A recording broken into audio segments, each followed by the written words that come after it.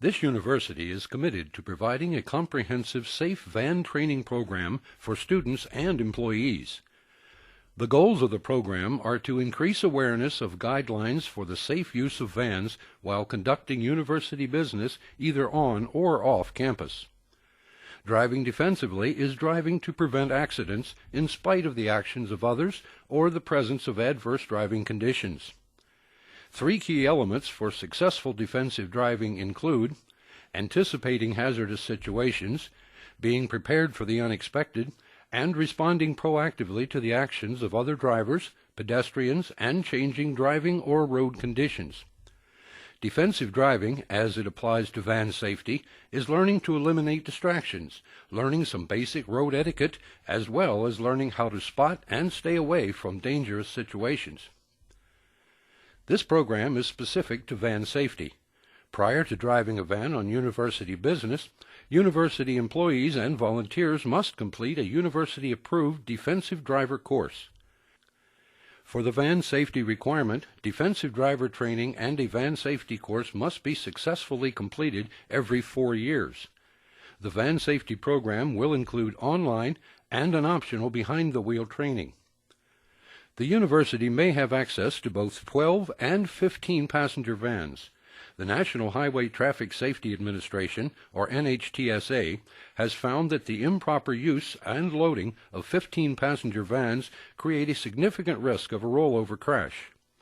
The National Highway Traffic Safety Administration has also found that 12 passenger vans are similar to 15 passenger vans in terms of design, handling characteristics, and safety problems.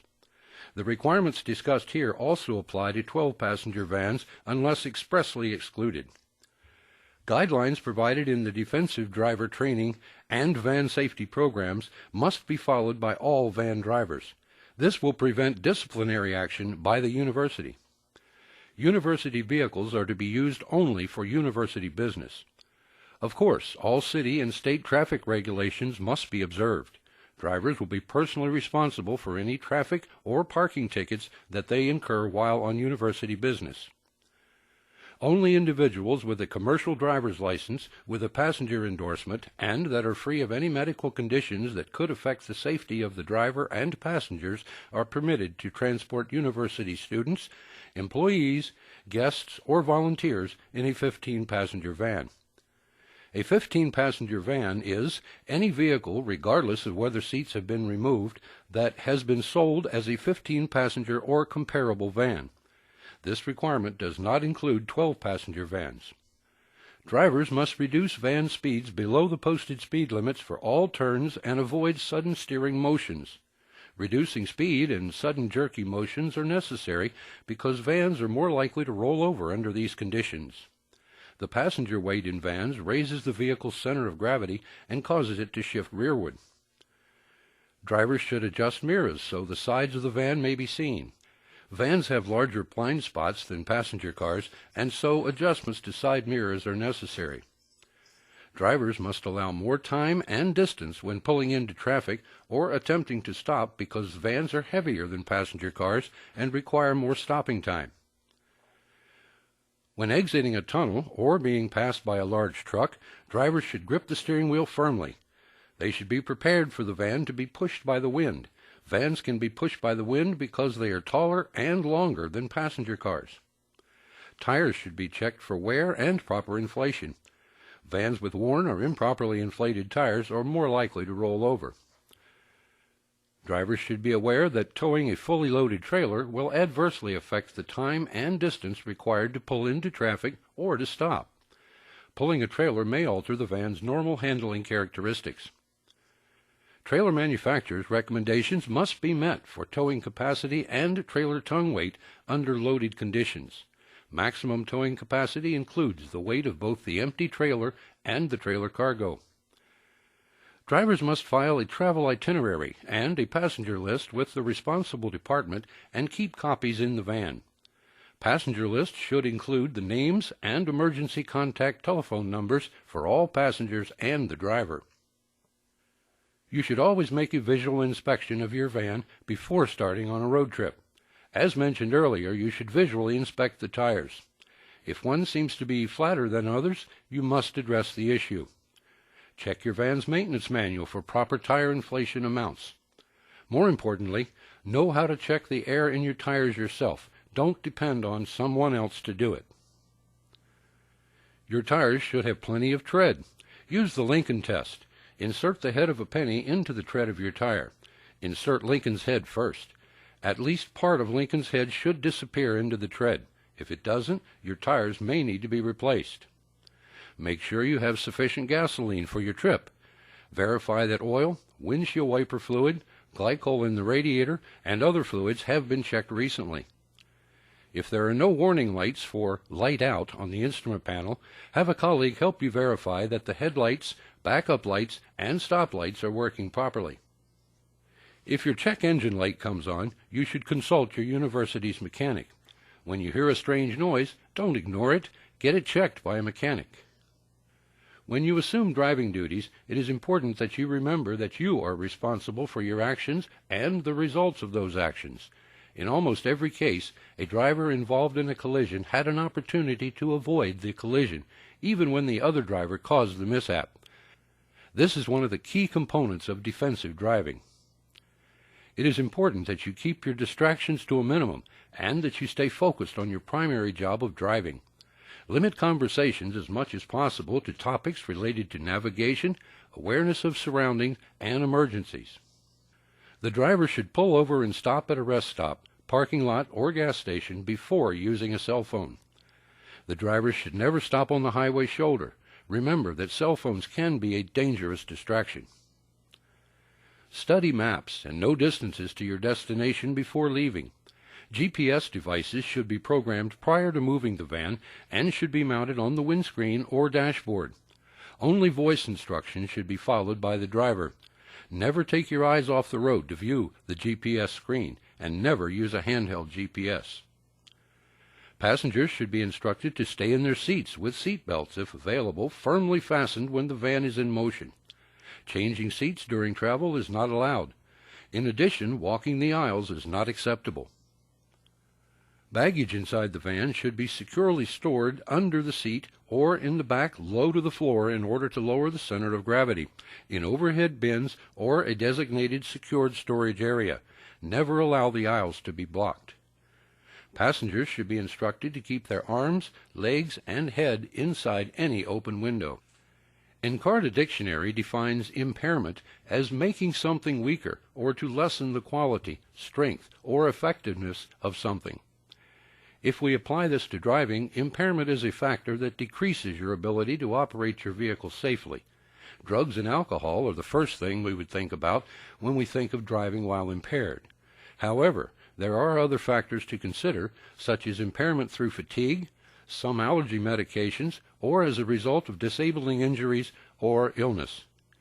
You have the responsibility to make sure that you are able to drive safely whenever you operate a vehicle, whether it's your personal vehicle or one that belongs to your university.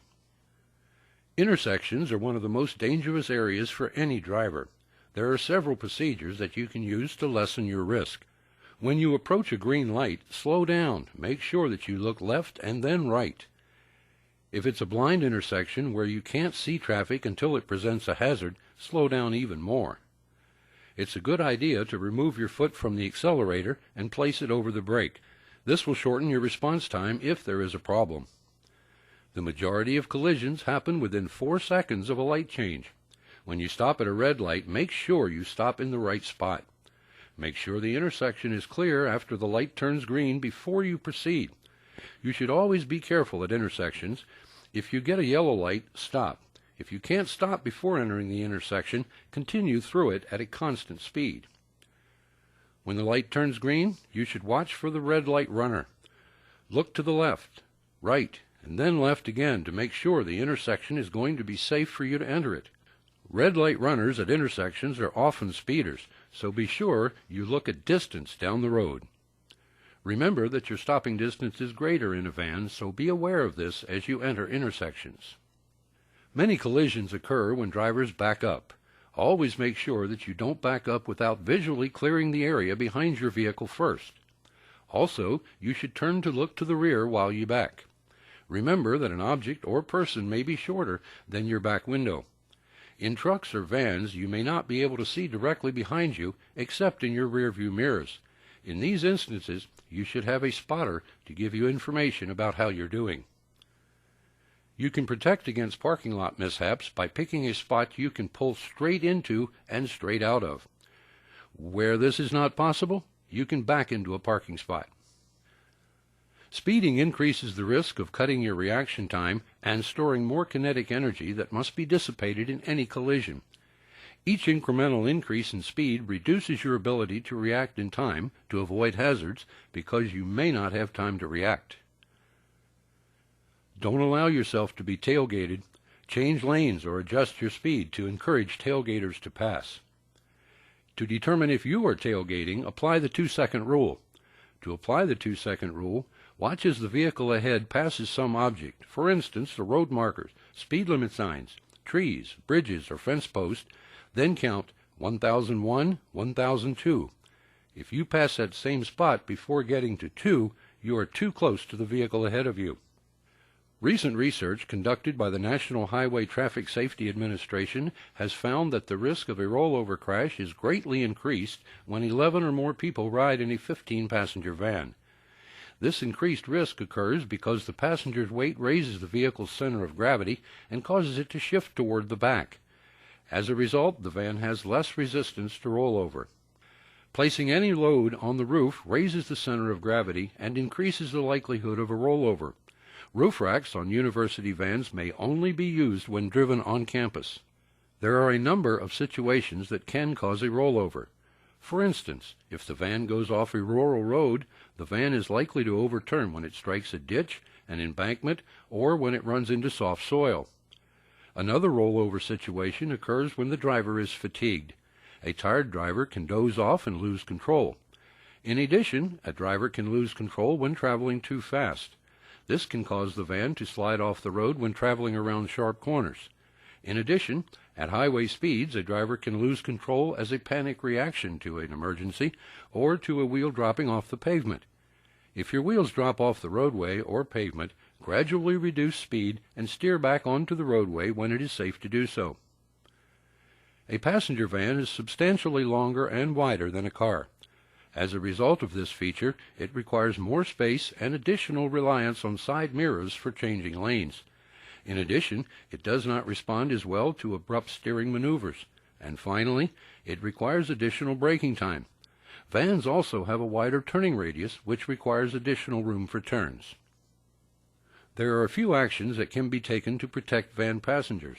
Passengers can dramatically reduce their risk of being killed or seriously injured in a rollover crash by simply using their seat belts. According to the National Highway Traffic Safety Administration, in the past decade, 80% of people killed in rollover crashes in 15-passenger vans were unbelted.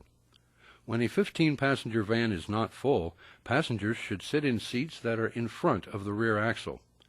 The 2 back rows from any 15-passenger university van and the back row of seats from a 12-passenger van must be removed when driven on university business. In this program, we have covered some of the major components of a defensive driving program as applied to van safety. If everyone would maintain their vehicle, respect weather conditions, not speed, pay attention, not drive impaired, and wear seat belts, no one would ever get killed in a traffic collision. You should notice the "if everyone" part of this sentence. If you have any questions, ask your supervisor, manager, or professor.